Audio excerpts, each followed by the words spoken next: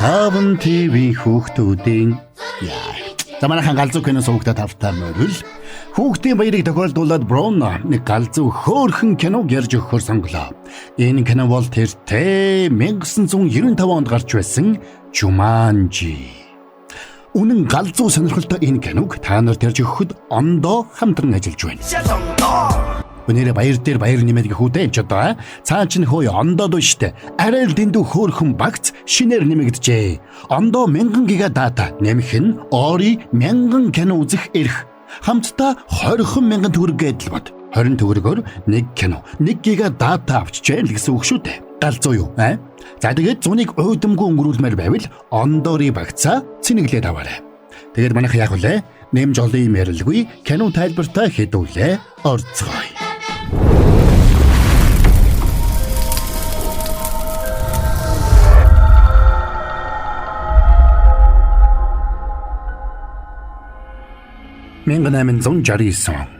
Шүн дөлөөр модон хайрцаг дамжилсан хоёр хүү ой дундор явж байгаагаар кино эхэлдэг.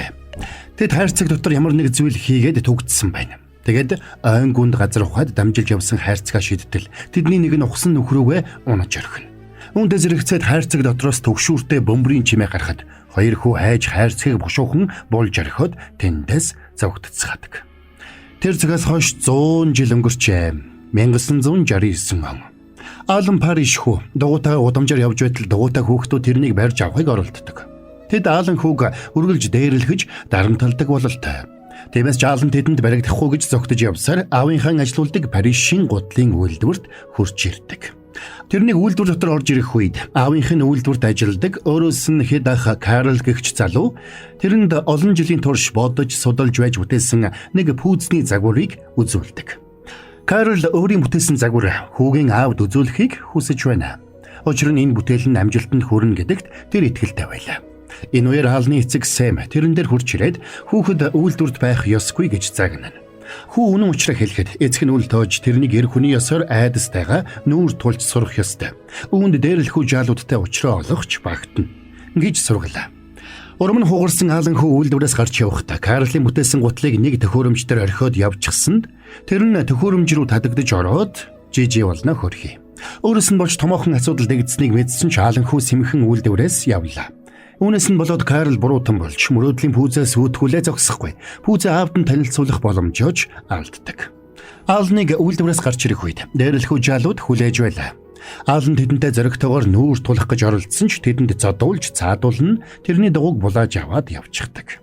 Дээрлэхүү жаалуудад зодуулж дугуйгаа алдсан Алан хөл дээрээ босч зогсох үедээ нэг учир битүүлэг бөмбөрийн чимээг сонслоо. Тэгэд гайхаад бөмбөрийн чимээг дагаж явсаар аавынх нь үйлдвэрийн хажууд баригдахаар суурийг нь ухаж байгаа нэг шинэхэн барилгын дэргэд очдог. Тэнд аавынх нь үйлдвэрийн өргөтгөлийн барилгын ажил явагдаж байлаа. Алан хүү бөмбөрийн чимээг дагаж явсаар 100 жилийн өмнө газарт булагдсан модон хайрцгийг олно. Тэгэд хайрцгийг онгойлгож үзтэл дотроос нь Jumanji гэх чөхөлөгт тоглоом гарч ирлээ. Сонирхолтой тоглоомтой болсондоо баярлаж хөлөгт тоглоомоо тэрвэрэд Алан гэрлэг гүйдэг. Гэртээ ирсэн хойно өнөөх тоглоомоо нээгээд тоглох гэсэн боловч ээж нь тэрнийг дуудсан учраас тоглоомоо тоглолгүй төр саадлаа. Ээжигээ дуудахад цочсон Алан гартаа барьжуулсан тоглоомыг хөлөг дээр унгахад тэр нь хөлөг дээрх замын ихэнд очиж зогсно. Өөрөөр хэлбэл Алан тоглоомыг эхлүүлчихэж. Оройн Алан гэртээ ганцаараа оройн хоолоо идэж байлаа. Учир нь эцэг эх нь нэг тусгай хүлээн авалтанд өргөдөж. Сэм хүүгээ бусдад дээрлэхүүл урам муутай байгааг анзаарсан ч нэг их зүйл бодсонгүй. Харин ч олон хүүхдийн өдөөс зоригтой зодолцсонд нь хүүгээрээ бахархаж байгаагаа хэлээд тэрнийг нэр хүндтэй хөвгүүдийн сургуульд элсэх цаг нь болсон гэж бодож байгаагаа бас хэлнэ. Гэвч Алан хүүд энэ нь таалагдсангүй. Эцэг эх нь өөрийг нь өөрсдөөсөө хол байлгахыг хүсэж байна гэж тэр боджээ. Хүү бодож байгаагаа эцэг эхтэй хэлэхэд Сэм тэдний гэр бүлийн эрчүүд 1700-аад оноос эхлээд бүгд энэ сургуульд сурч ирсэн. Тэр бүхэл сургуулийн нэг тэнхимэн тэдний овгоор нэрлэгдсэн байдгийг хүүдээ тайлбарлаж өгдөг. Тэгэд Аланд тэр сургуульд сурахаас өөр ямар ч сонголт байхгүй гэдгийг хатуу хэлээд тусгай хүлээн авалт руугаа явдаг. Ганцаараа үлдсэн Алан аавдаа гомдож хөвгүүдийн сургуулийн урилгыг урж орхиод гэрээсээ орохоор шийдэж ойр зүрийн зүйлсээ цүнхэлж эхэллээ. Тэгэд яг гэрээсээ гарах гэж байтал гэрийнх нь хаалгыг хэн нэгэн тогших сонсогддог. Алныг хаалга нээхэд тэрний танил саараа зогсож байлаа. Тэр булаалгасан дугуйг нь авчирч өгсөн нь энэ байж. Алныг талархлаа илэрхийлж тэд ойр зүрэг ярьж байтал гэнэт тэр хоёр хоёулаа нөгөө учир битүүлэг бөмбөрийн дууг сонслоо. Бөмбөрийн чимээг сонсож чадах өөрөөс нь өөр хүн гарч ирсэнд Аалан тайвширчээ. Тэгээд тэр Сараг дагуулад дотогшорж саяхан олсон сонирхолтой тоглоомоо харуулдаг. Гэвч Сарад тэр тоглоом төдийлөн таалагдсангүй. Тиймээс ч өөрсдийгөө ийм хөлөгт тоглоом тоглохооргүй том болсон гэж бодож байгаагаа хэлнэ. Ингэж хэлсэн Сара Шоогоо хайхрамжгүйхэн шийдсэнд хөлөгдөр байсан тоглоом өөрөө хөдлөөд Шон дээр буусан тооны дагуу урагшллаа. Энэ нь тэр хоёрын сонирхлыг ихэд татдаг. Энэ үеэр хөлөгт тоглоомын голын бөмбөлөг дээр удахгүй юу болох гэж угадлаар заавар бүхий бичиг гарч ирнэ. Тэнд шөнөөр нисдэг ямар нэг амьтнаас зүгтахыг сануулж. Манай хоёр учрыг нь сайн ойлгож амжаагүй байтал тэдний фишингийн ямдан дотор ямар нэг чимээ гарч эхэллээ. Энэ тоглоом нэг л аимшигтай санагдах болсон учраас тэр хоёр тоглоомоо дуусгахаар шийднэ. Ингэсэн жаалан Шоогоо санамсаргүй унгаасанд тоглоомын голд дараагийн заавар гарч ирлээ. Тэнд Шоо 5 юм уу 8 буух хүртэл чи ширэнгэн ойд хүлээх ёстой гэсэн байлаа. Ингээд хаалан хүү яах ихэн зургуу тоглоом руу татагдан орж эхэлнэ. Сара Шоогоо хаяараа гэж хаалан хашгирсан боловч яг тэрхэн мөчөд фишингийн яндангаас халуун орны царсан багвахын сүрэг нисэж гарч ирсэн учраас мань Сара айсандаа Шоогоо хаях сөхөөгүй зөөгтөж одно. Ингээд хөөрхий хаалан хүү Жуманжигийн ширэнгэн ойд гацж үлддэг. Тэр цагаас хойш 26 жил өнгөрчээ. 1995 он. Жуди Шепхерд, Петр Шепхерд гэх эгчдүү хоёр авууг эгч Норогийнхаа хамтаар эзэггүй хаягдсан Паришийн байшинд нүүж ирцгээжээ. Тэдний эцэг их жилийн өмнө цанаар гулгаж байхдаа осолдож харамсалтайгаар амиа алдацгааж. Эцэг их алдсан эгчдүү хоёр сэтгэл санааны хямралаад авах гэж байдгаараа л хичээж байлаа. Өнчирж үлдснээс хойш Петр хүү дууга хурааж дуумуутай нэгэн болсон бол эгч Жудийн гаднаа юуч болоогүй юм шиг аашилж байсан ч дотроо бас л хүнд цохилтонд оржээ хөргий.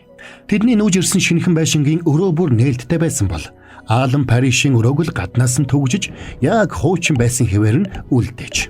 Өөрөөр хэлбэл ганц хүүгээ алдсан нь Паришийн гэр бүлд маш хүчтэй цохилт болсон байна.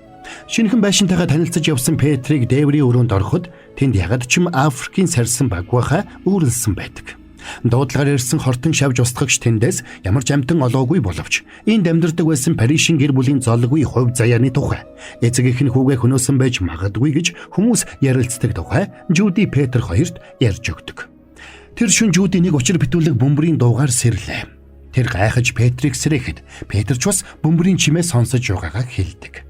Тэр чимээ дээврийн өрөөнөөс гарч байгааг эгчдүү хоёр ойлгосон ч очиж үзэх зүрх хүрсэнгүй. Маргааш өглөө тэд бас л бөмбөрийн чимээ сонссон боловч хачирхалтай нь тэдний авууг эгчид тэр чимээ ерөөсөө сонсогдохгүй байлаа. Ингээд авууг эгч Норогоо явсан даруйд тэндээс юун чимээ гараад байгааг мэдхээр шийдэж шууд дээврийн өрөө рүү очицгоолоо. Ингээд тэд бөмбөрийн чимээ дагаж явсаар овоолсон хөлөгт тоглоомуудын доор дарагдсан Жуманжи тоглоомыг олж авцгаана. За тэгээд тэд олсон Жуманжи тоглоомыг нээхэд Петр тэнд байсан амьтдын дүрснээс нэгийг гартаа барьсан ч тэр нь яах ихэн зургуу гарнаас нь суурч тоглоомын замын ихэнд очиж зогсдог. Ингээд эгчдүү хоёр тоглоомоор тоглохоор шийдлээ. Тэгээ Жуди эхлээд Шоогоо хайсанд ямар нэг хатхууртай амьтан тэрэн лүү дайрах тухай болгоомжлуулсан заавар гарч ирнэ. Удалгүй халуун орны авраг том шумуулнууд ханаас ч юм гарч ирээд тэдэн лүү дайрч эхэлсэнд сандарсан хүүхдүүд дээврийн өрөөнд байсан газрын теннисний цахиураар тэднийг цогсоор арай хийж нэг юм мултарч чаддаг. Дараа нь Петр Шоогоо хайсанд гэрт нь хаасаагүй халуун орны сахилгагүй сармагчингууд гарч ирдэг. Эгчдүү хоёр энэ бүхнийг харж өмнө нь Юрбусын тоглоом байгааг ойлгон тоглоомын дүрмийг уншихаар шийддэг. Тэнд тоглоомыг эхлүүлсэн бол заавал тоглож дуусгах ёстой тухай бичсэн байлаа. Бас тоглоом дуусах үед бүх зүйл буцаад хуучин хэвэндээ орох болно гэдгийг мэдээд манай хоёр тоглоомоо тоглож дуусгахаар шийддэг. Учир нь тоглоомноос болоод тэдний байшин айл хэдийн баггүй эвдэрч сүйдэжээ. За ингээд өмнө нь хоёр адилхан тоо буулгасан Петр Шоогоо дахиад шидэх ёстой болдог. Петрийг Шоогоо шидэх үед 5 буулаа. Жуманжи тоглоомноос удахгүй нэг хурц шүдтэй аимшигтай аратан гарч ирэх гэж байгааг тоглоом манай хоёрт санууллаа. Тэгсэн үнэхээр удалгүй нэг аврах том арслан тэнд гараад ирдэг. Арслан эгчдүү хоёр лөө дайрсан ч аз болоход Жуманжи тоглоомонд 26 жилийн турш гацсан байсан Аалан Паришч бас тэнд иржээ. Петр 5 болгосон учраас тэр гарч ирсэн нь тэр байж. 26 жилийн туршид Жуманжигийн ширэнгэн ойд амьдарсан Аалан шаггүй сайн тулганч болсон байлаа. Ингээд Аалан хүүхдүүдийн амийг аварч Арсланг нэг өрөө рүү оруулаад төвөгжиж чадна. Аалан өөрийнхөө төрж өссөн байшиндаа байгааг удалгүй ухаарч ээж аваагаа хайжгүйсэн ч Жуманжи тоглоом дотор бүтэн 26 жил гацсан болохоо ухаарна. Өөрийнхөө өрөө рүү очиход тэрний хэрглэж байсан эд зөөл сундаг байсан дугуйн хүртэл байж байна. Энийг харсан Аалан эцэг эхээ амьд байгаа юм байна гэж найддаг. Тэгээд тэр Жуди Петр хоёртой таарч тэднийг өөрийнхөө дүүнер юм байна гэж боддог. Гэвч тэр хоёр төрсөн дүүнер нь биш гэдгийг болон Паришин гэр бүл энд амьдрахаа болсон гэдгийг сонсоод сэтгэл нь хямарсан Аалан байшингаас гараад гуйлаа. Ингээд гудамжинд гүйж явахдаа Аалан нэг цагдаагийн машинд мөргүүлэх шахаж самбаачилж өсрөөд хамар дээр нь гарч зогсдог. Гэтэл тэр машиныг Аалны эцгийн гутлын үйлдвэрт ажилладаг байсан өнөөх Карл жолоодож явж таарна. Тэр нэгэн өдрийн явдлаас хойш Карл ажлаасаа гараад элдв ажил хийж явсаар эцэст нь цагдаа болсон нь энэ байж. Карл хачин хувцастай хажуугаар итгэж сонин үйлдэл гаргаж байгаа Аалныг таньсангүй. Гү яаж таних вэ? Тэгээд сэтгцийн өвчтөй хүн байна л гэж бодож. Тэгсэн тэрнийг Аалантай ярилцаж байх зур Жуманжигийн ойгоос ирсэн сармигчингууд машиныг нь жолоодоод яваад өгдөг. Машинаа алдсан Карл сандарч байх зур Аалан тэрнээс мултраад зугтаж чадна. Тэр хотын төв рүү очиод төрлөх хотоо арай ихэн танилаа. Учир нь тэрний амьдардаг байсан хот хуучных шиг цэвэрхэн сайхан хот байгаа болжээ. Үүнээс гадна эцгийнх нь ажилуулдаг байсан гутлын үйлдвэрч хуучраад хаягдсан байлаа. Аалныг тэнд очиход үйлдвэрийн байшинд амьдардаг нэг хүн тэрэнд уг үйлдвэрийг ажилуулдаг байсан Сэм Париш хүүгээ алга болсноос хойш хүүгээ хайхад бүх цаг зав хөрөнгө мөнгөө зариулж эцэст нь гутлын үйлдвэрийн бизнесээ хүртэл орхисон гэдгийг Ааланд тайлбарлаж өгнө. Тэгээд тэр Ааланд хувцсагууд эцэг эхийнх нь оршуулгын газрыг зааж өглөө. Эцэг эхийнхээ булшин дээр очисон Аалан хүнд цохилдод ордог. Энэ үеэр Жуди Петр хоёр тэрнийг тайвшруулахыг оролдож тэдэж бас эцэг эхээ алдсан гэдгээ хэлнэ. Энэ бүх хугацаанд Жуди Петр хоёр Аалныг дагсаар байсан нь тэр байлаа. Учир нь тэд бушуухан шиг тоглоомоо дуусгаж бүх зүйлийг хэвийн байдалд оруулахыг хүсэж байгаа шүү дээ. Энэ үеэр Жуманжи тоглоомоос гарч ирсэн амьтад хотыг өмүүлсээр манай гуравч бас аврах том шумуулны дайралтад өртлөө. Тэд эзэн нь орхиод зугтсан нэг машинд суугаад Аалан машиныг арайхийн жолоодож явсаар гэртээ эргэж ирцгээдэг. Олон жилийн дараа анх удаа боловсон жорлон ашиглах болсондоо Аалан баяртай байлаа. Тэгээд тэр үс сахлаа засаж сайтар хооллож авна. Хүүхдүүд тэрнийг тоглоомоо үргэлжлүүлэхийг ядгсан боловч Аалан тоглохыг хүсдэггүй. Тэгээд тэр та нар Жуманжид байдаг аимшигтай зүйлсийн ердөө өчүүхэн хэсгийг л харсан гэж сэрэмжлүүлнэ. Тиймээс Аалан тоглоомонд оролцохгүй. Гэхдээ та нарыг тоглоомоо дуусгахдаа хамт байж туслая гэж хэлдэг. Ингээд Жуди шоогоо шидсэн ч юуч болсонгүй. Ягаад гэвэл Жудигийн шоо хаяг ээлж болоогүй байлаа. Тоглоомны шоо шидсэн дараалал бол одоо Сарагийн ээлж байлаа. Андоо болон Ори толиулж байна.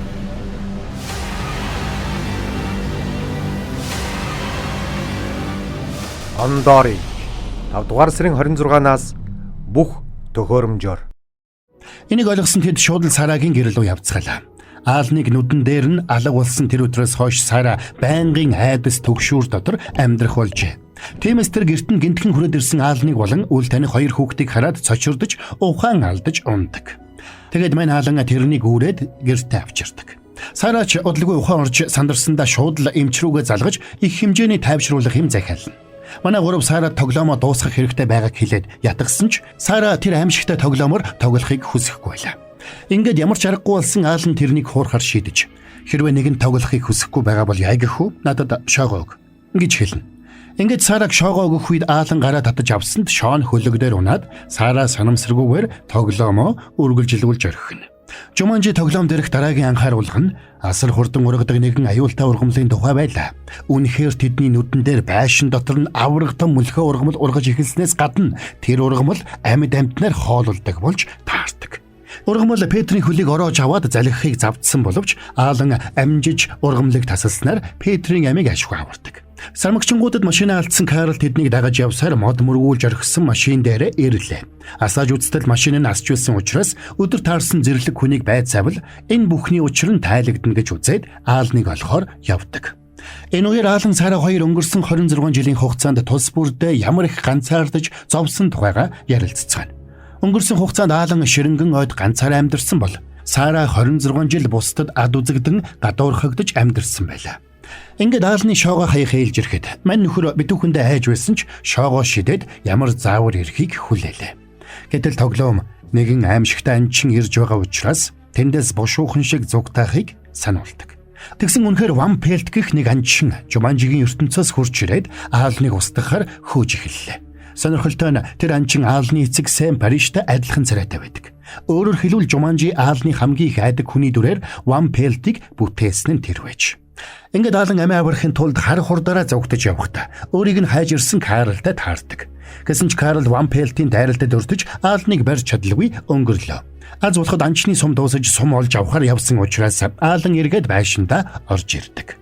Ингээд Аалан Сара хоёр өнгөрсөн 26 жилд хэний илүү зовсон талаар маргалдаж байх зур Жуди тэдний хэрүүлээ зогсоохыг хүлээж тэсэлгүй шоогоо шиддэг. Тэгсэн нүргэлсэн их чимээнээс бушуухан зогтож холдохыг сануулсан заавар гарч ирнэ.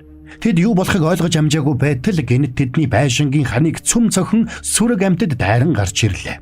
Тэд амьтдын хөлд гიშгүүлэх шахан арай ихийн эсэм мэнд үлдсэн ч хамгийн сүүлд гарч ирсэн нэг хотон шувуу Жуманжи тоглоомыг нь зуугаад нисээд яваад өгнө. Энэ үеэр анчин Ван Пельт зэвсгийн дэлгүүрт очиод хуучны алтан цоосоор арилжин хамгийн сүүлийн үеийн дурантай буугаар зэвсгэлж байлаа. Харин манай дөрөв тоглоомоо эргүүлж авахар хотон шувуутай хөөцөлдцгөн. Аалан шувууг загсаар хуурч тоглоомоо авах гэж оролцсон ч шувуу тоглоомыг нь голын ус руу унгачдаг.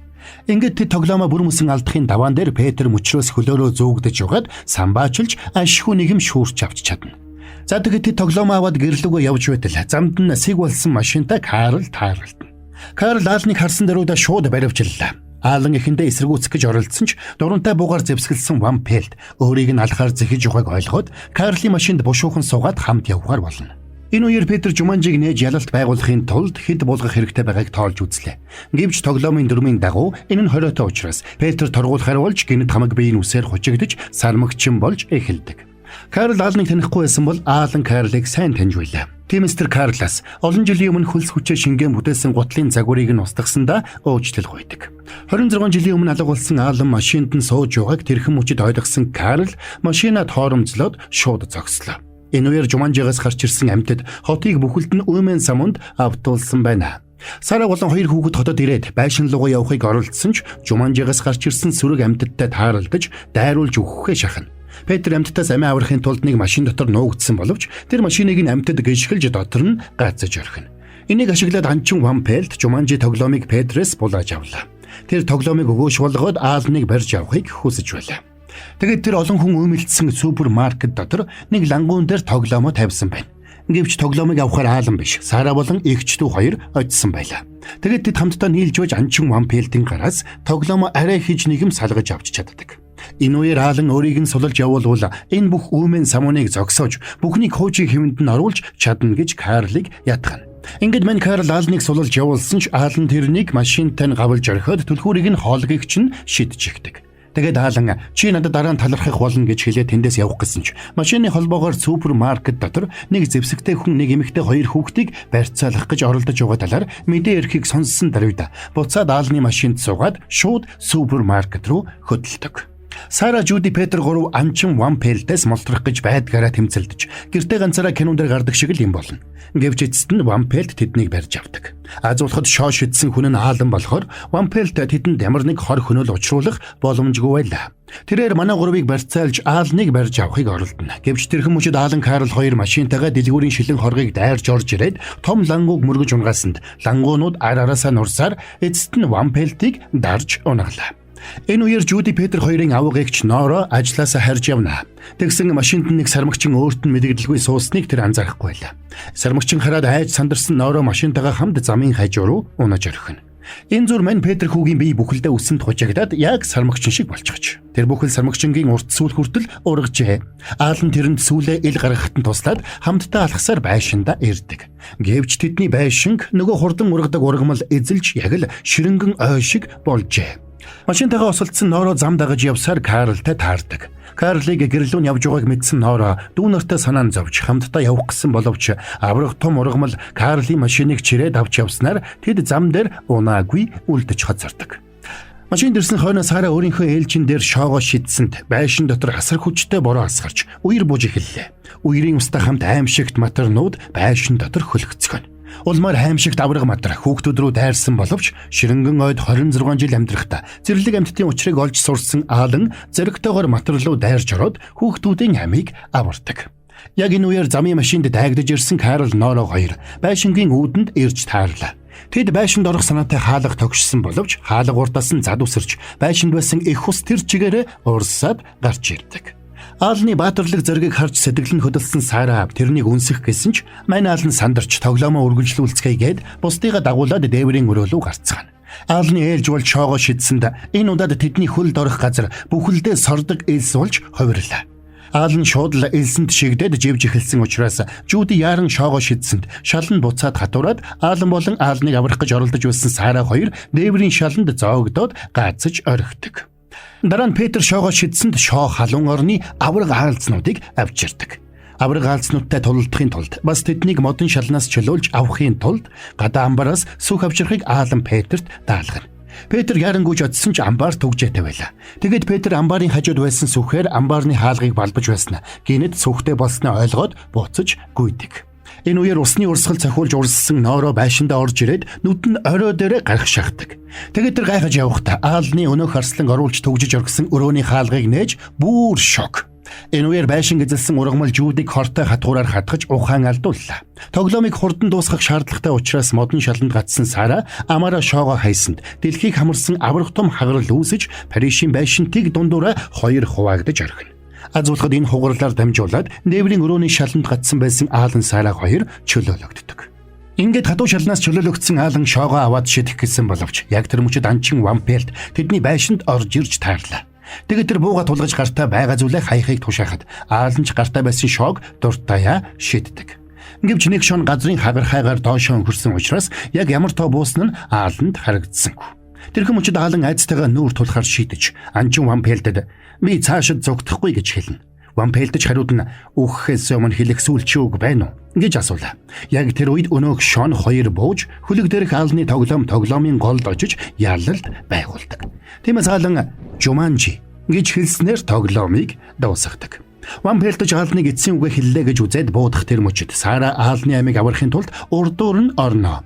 Гэвч тэдний хэн хэнийх нь аз болоход Жуманжи тоглоом дуусаж тоглоомоос гарсан бүхэн эргээд тоглоом руу сорогдож орж эхэллээ. Аалан Сара хоёр хайсандаа тас тэврэлдэжээ. Тэднийг нүдэн нэхэд цаг хугацаа угарч тэд эргээд 1969 онд эрцгээсэн байна. Энэ үеэр Аалны эцэг хоёр хүлээн авалтаасаа эрт буцаж ирж таарлаа. Уг нь тэд яваад цаг хүрээгүй боловч Аалан авыгаа маш их сансан учраас гүйж ирээд байдаг хүчээрээ тэвэрдэг. Харахгүй шүү дээ 26 жилийн дараа уулзж байгаа юм чи. Тэгээд Аалан аавда үйлдвэр дээрх хосол Карлын алдаа байгаагүй.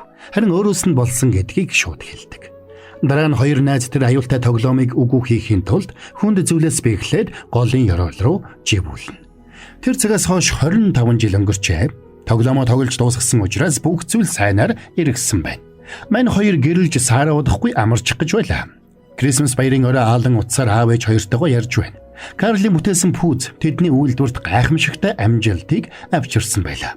Тэр үеэр тэднийд Жуди Петр хоёрын эцэг их ирж таарна. Тэд Аалны шинэхэн хамтрагчд байлаа.